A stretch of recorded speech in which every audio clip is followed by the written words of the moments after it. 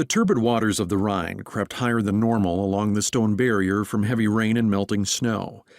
The confluence with the Mosel River pushed equally high as the two rivers met with a thundering crash. The few barges that risked the high water moved slowly upstream, or faster than normal down, apparitions of steel with running lights for eyes. Charlie Johnson crouched in the darkness against the monument to German unity, skirting the bitter wind from the exposure of both rivers. He flipped the collar of his overcoat closer to his neck, and then shoved his gloved hands deep into his front pockets. Footsteps came and went as couples braved the bow-like point of the German corner.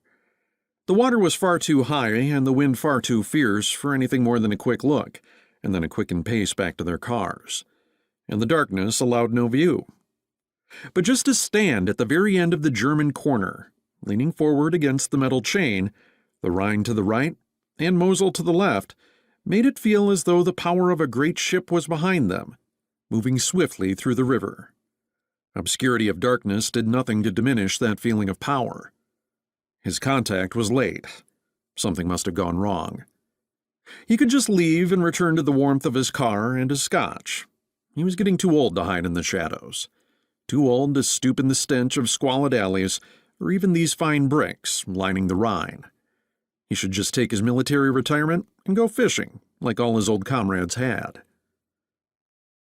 A man wearing a long black coat walked along the outer edge of the cobblestone point until he reached the tip.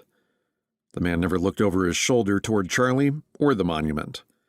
His neck was scrunched down as a turtle would do to hide from a predator, the ear flaps from his hat lowered to slow the wind's bite. Finally, the man Charlie had been waiting for.